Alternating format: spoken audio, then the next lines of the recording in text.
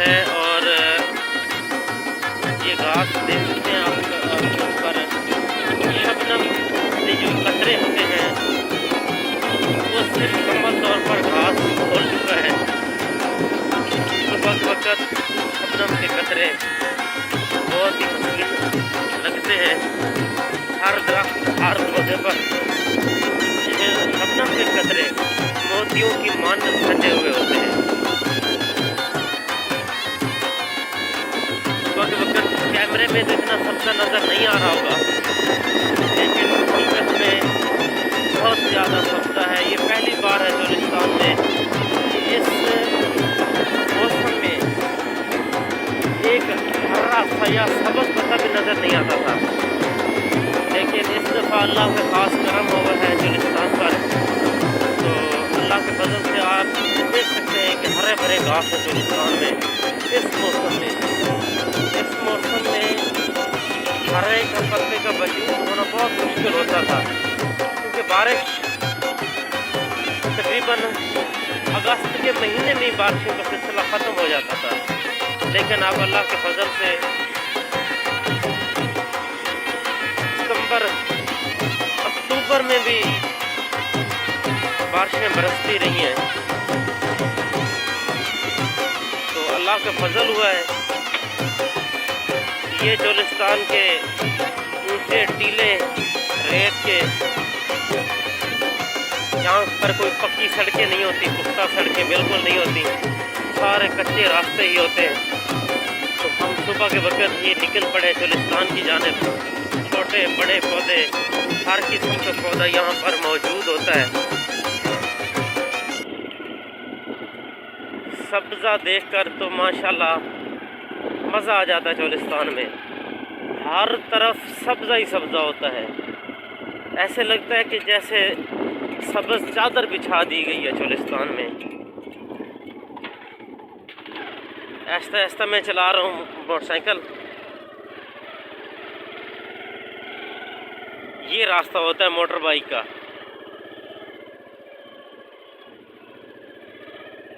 एक हाथ से मेरे हाथ में मोबाइल है और दूसरे हाथ से मैं मोटरसाइकिल चला रहा हूँ।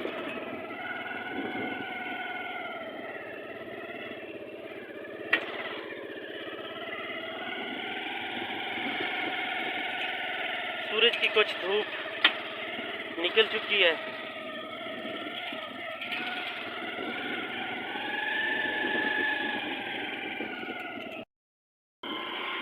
ये तकरीबन टिब्बे के दरमियान में मैं आ चुका हूँ। रास्ता कहीं ऊंचे टीले आ जाते हैं और कहीं सीधा दरमियानी रास्ता आ जाता है।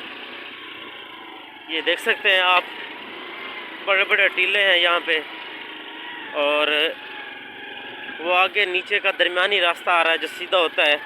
वहाँ पर कोई रेत नहीं होती, सीधे रास्ते होते हैं। आधे सीधे रास्ते आते हैं और आधे टिब्बे टीले बड़े बड़े रेत के वो आ जाते हैं।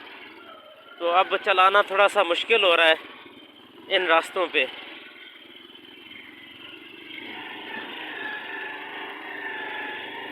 अब थोड़ा सा कुछ साफ़ रास्ता नज़र आया है तो चलाने में कुछ आसानी हुई है। आगे फिर आप देख सकते हैं कि फिर वही रास्ता आ गया है, रेत का छोटा सा टीला।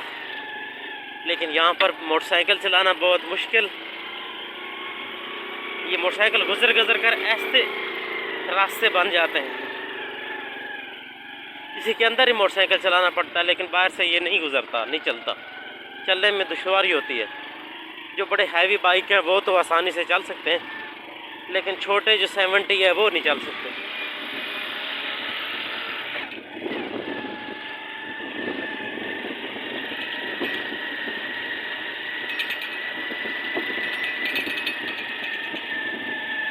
बड़े बड़े रेत के टीले, ऊपर भी दरख्त हैं। अगर महकमा जंगलात इसकी हिफाजत करे तो ये दरख्त कटने से बच सकते हैं।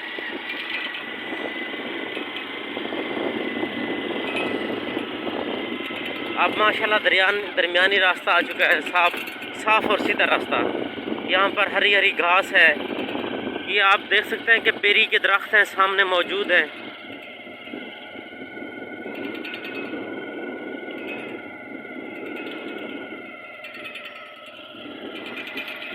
सारे ये बेरी के दरख्त हैं टोटली। माशाल्लाह बारिशें हो रही हैं अब मुसलसल, तो दरख्त माशाल्लाह बहुत ज़्यादा हो चुके हैं। बहुत ही खूबसूरत रास्ते चोलिस्तान के, कहीं टिब्बे और कहीं सीधे रास्ते आ जाते हैं। चोलिस्तान में घास भी माशाल्लाह इस दफ़ा बहुत ज़्यादा है, जानवरों के लिए घास वाफिर मकदार में मौजूद है। तो अल्लाह का इस दफ़ा ख़ास करम हुआ है। अल्लाह के फजल से अब माशाल्लाह बहुत खूबसूरत चोलिस्तान में एक निखार आ चुका है। आंधी आई है, तूफान, जिससे ये एक दरख्त टूट चुका है और वैसे ही पड़ा हुआ है।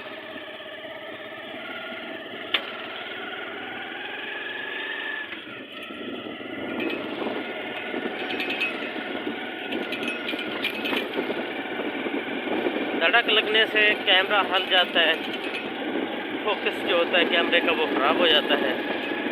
तो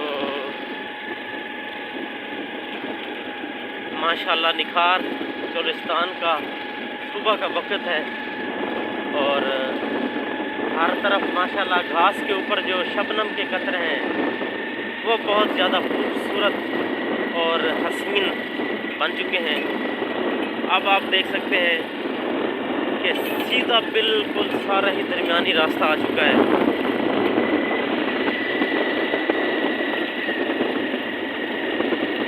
दूर दूर तक देखें बिल्कुल सीधा रास्ता है।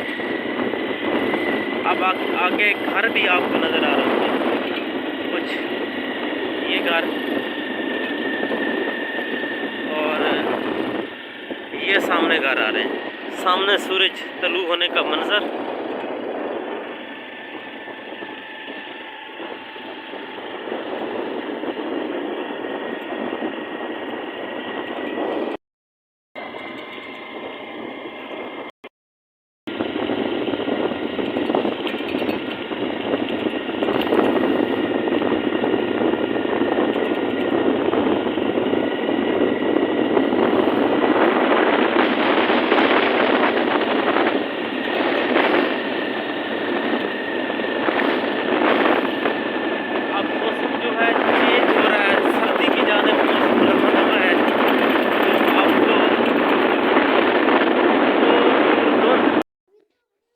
चोलिस्तान में मट्टी के कमरे बनाए जाते हैं।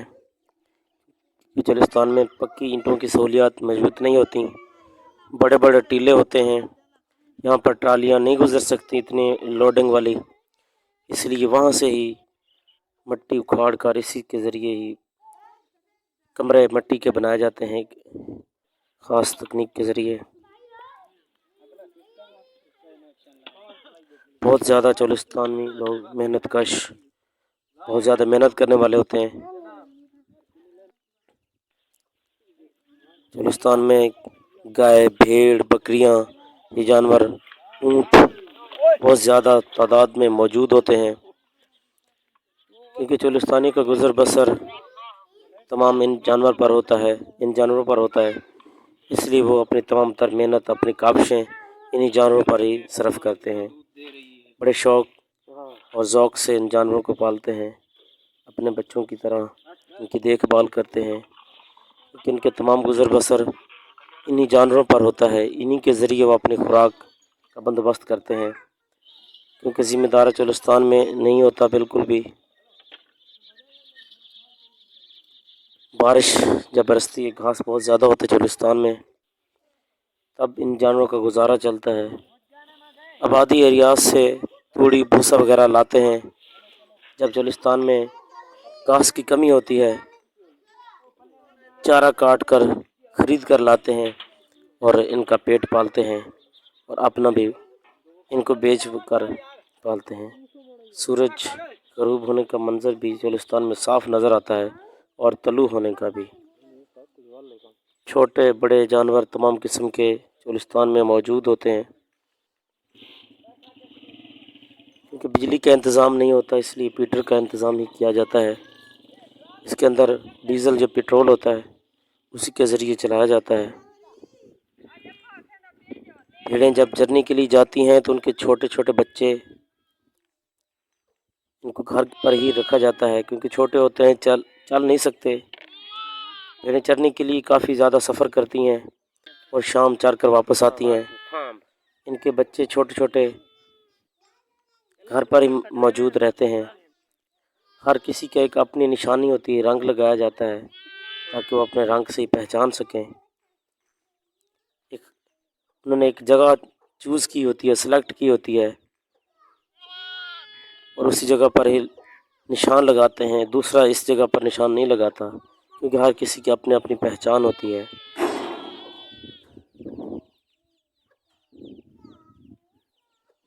यहाँ पर तालीमी निज़ाम बिल्कुल नहीं है, स्कूल नहीं है, स्कूल का कोई बंदोबस्त नहीं किया जाता।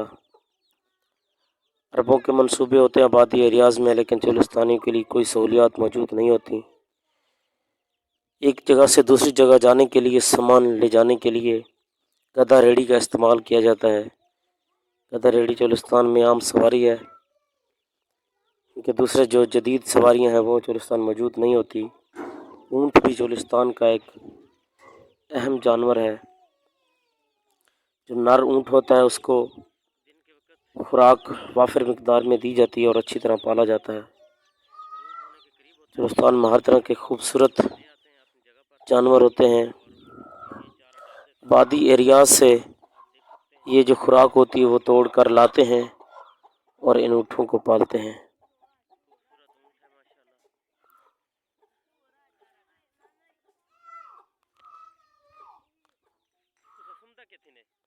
हरकत नकल मकानी के लिए वही गधा गाड़ी इस्तेमाल की जाती है।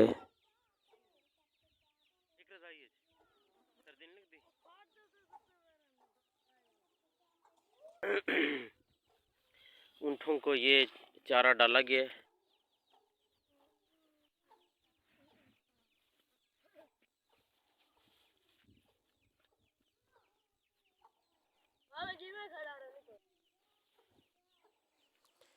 पैंतीस 40 लाख तक एक ऊँट बिक जाता है।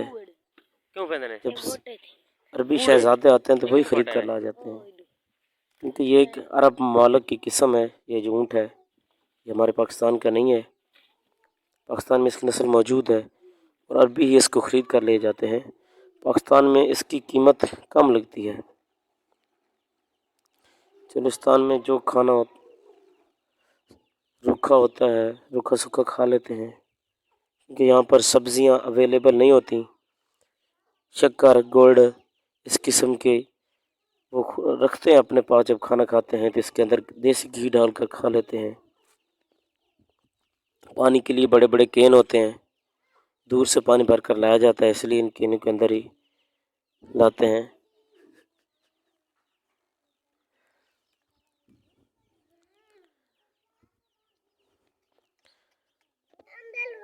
घर से जब दूर जाते हैं तो बर्तन भी खुद धोते हैं और खाना भी खुद ही पकाते हैं। अब चाय बनाई जा रही है।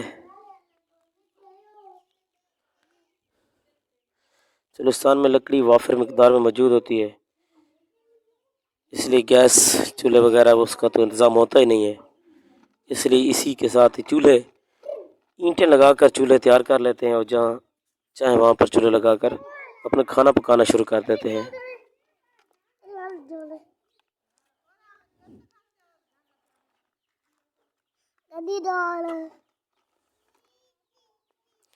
मोटरसाइकिल भी अपने साथ रखते हैं। अगर कोई बीमार हो जाता है तो उसके एक जगह से दूसरी जगह जाने में आसानी हो जाती है। भेड़ बकरियों के बड़े बड़े रेवड़ चुलिस्तान में मौजूद होते हैं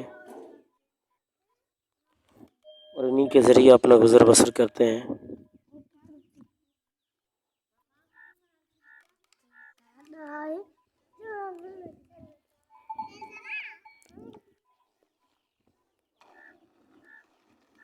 सुबह के वक्त